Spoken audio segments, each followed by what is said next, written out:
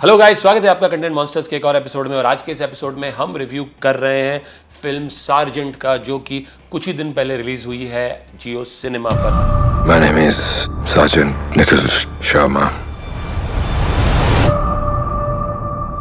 Sergeant के मुख्य कलाकार हैं Randeep Hooda, Arun Govil, Sapna Pabbi, Adil Hussain, Sonia Goswami, Lisa Lian, Elle Groves और चांदनी विल्सन। सार्जेंट जो है शुरू होती है कोर्ट रूम में यूके के, जहां पे Randeep Hooda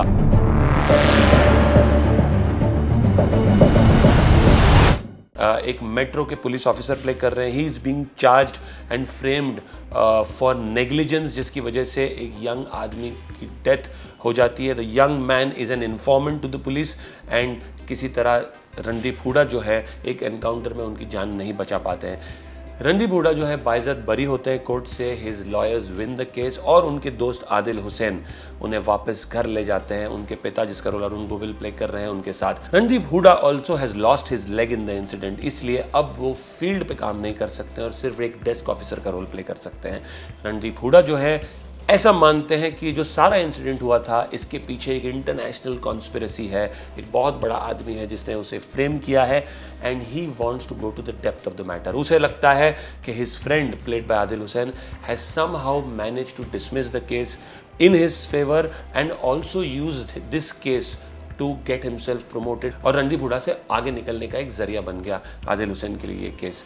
he also feels that उसके फादर ने उसके लेग को एम्पुटेट कराने का जो डिसीजन लिया वो गलत था और उन्हें कोशिश करनी चाहिए थी कि उसे टांग बच जाए। ये सब वो इसलिए मानता है क्योंकि वो अपने पिता को जिम्मेदार ठहराता है अपनी माँ की डेथ के लिए। His mother has died by suicide and he feels that his father is strongly responsible for that. बचपन से ही उसका ये मानना है कि his father is responsible for the death of his mother. एक बार जब वो वापस डेस्क जॉब पे आ जाते हैं, he feels lonely, depressed. He's constantly brooding throughout the film, so much so that it almost feels that Randeep Hooda नहीं रणदीप ब्रूडा है। इतना ज़्यादा ब्रूड करते हैं, यू जस्ट वंडर कि इतना ज़्यादा why is he brooding. He should be happy कि उनकी जान बच गई है, ही शुड बी हैप्पी कि वो केस से बाइज्जत बरी हो गए हैं। ही कीप्स ऑन फीलिंग कि एक बहुत बड़ी ताकत है जिसकी वजह से ये हुआ है and he wants to get in to the depth of the matter. And while there is a big name involve in this incident, there is a human trafficking racket going on और उसको दबाने के लिए सब हुआ है। लेकिन जितना वो सोच रहे हैं उतना भी सीन बुरा नहीं है। How things start unravelling themselves, how he keeps falling further into depression, getting into anxiety, getting into violent acts from time to time, how he gets suspended from the police force and how he finally comes to know the truth even about his mother and father. How he manages to solve all these problems is broadly the crux of the story. इसी दौरान जैसा कि मैंने कहा, दो parallel track चलते हैं। एक तो the fact that he doesn't get along with his father, उन्हें लगता है कि उनकी माँ ने खुदकुशी की थी अपने फादर की वजह से। और एक और ट्रैक है where he is talking to a woman played by Sapna Pabbi who he is met online and जिसके बारे में उन्हें पता चलता है कि वो डोमेस्टिक अब्यूज़ की शिकार है and he is constantly trying to vent out his feelings, pouring out his heart to Sapna Pabbi's character and एक दिन उसकी भी डेथ हो जाती है एंड ही फील्स कि उसके हस्बैंड की वजह से उसकी डेथ हुई है। How all of these things are solve towards the end including his own issues is broadly what the crux of the story is. Randeep Hooda और प्रवल रमन ने पहले कोलैबोरेट किया है मैं हूँ चार्ल्स में and that film was quite decent. That film was more about the atmospherics than the theatrics. This film is more about the theatrics, though I must say that there is not enough theater also here. There is not enough drama also here to keep you hooked. It's a fairly bland film. कोई भी high point इस film का आता ही नहीं है. You don't feel any empathy with the characters because if it's about post-traumatic stress disorder, it should have been treated or executed with a lot more empathy. You don't feel any empathy for Randeep Huda's character because you wonder कि इतना क्यों brood कर रहा है, because he's not been treated that effectively or that well. Because if this film would have been about that, then maybe there was substance in the script. But since it's not been treated like that and it's been treated like some crime stroke thriller stroke revenge drama where there is no thrill and where there is no drama, you just wonder what this film is all about. It's just meandering aimlessly towards the end.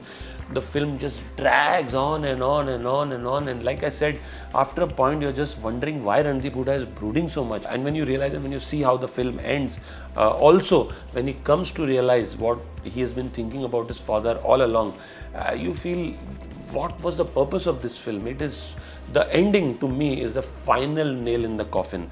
Also, if you have an antagonist here who's all powerful, the actor playing the antagonist also should be strong enough. The antagonist also is more of a joke than coming across as someone very cruel or evil. The only guy who lends some dignity, some depth to this film is Adil Hussain. He's done a fairly decent job, and apart from him, I'm sorry to say, even the rest, including Randeep Hooda, who's normally a fairly dependable and bankable actor, have done very, very, very poorly. It's a film which shouldn't have been made. It's a film you wonder why it was made. It almost gives you a sense that Jio Cinema is in a rush to release one film after the other, or just to build a library of original content. Whether or not that original content is worth creating, shooting and exhibiting in the first place remains a huge question mark.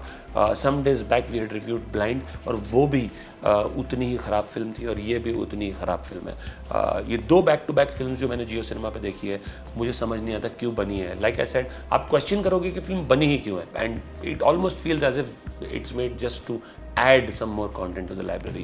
I would give this film a rating of 2.5 on 10, and like I said, that too mostly because of Adil Hussain, but otherwise there is nothing to write home about. अगर आपने film देखी है तो ज़रूर हमें बताइए आपको कैसी लगी कमेंट सेक्शन में नीचे, और अगर आपको हमारा रिव्यू पसंद आया तो ज़रूर हमारे चैनल को सब्सक्राइब कीजिए. आते रहिए ऐसे ढेर सारे रिव्यूज़ के लिए, हम आपको जल्दी मिलेंगे. Will see you soon. Thank you.